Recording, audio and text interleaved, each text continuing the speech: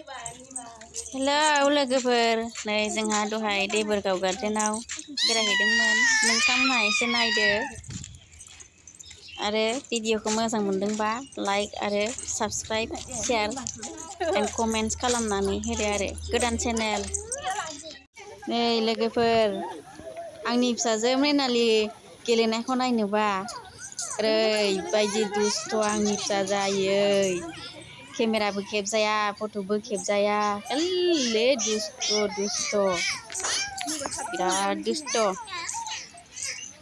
नोंथांमोनहा नायदो आंनि फिसाजोनि गेलेनायखौ।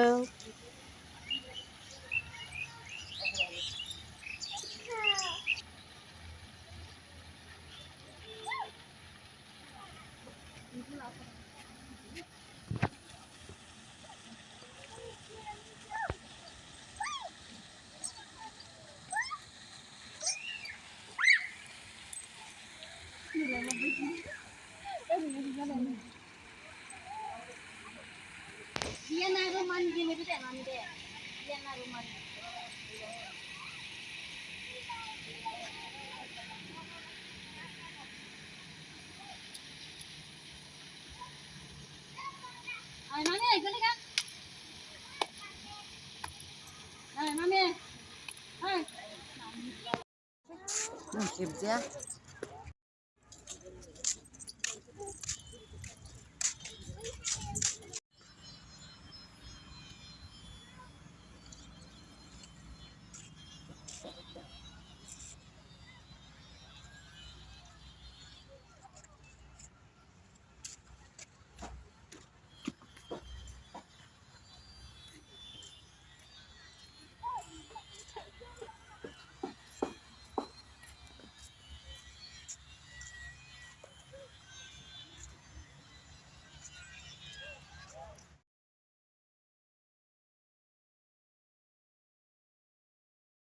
लोगोफोर, दिनैनि भिडिअ'आ बेखिनियानो।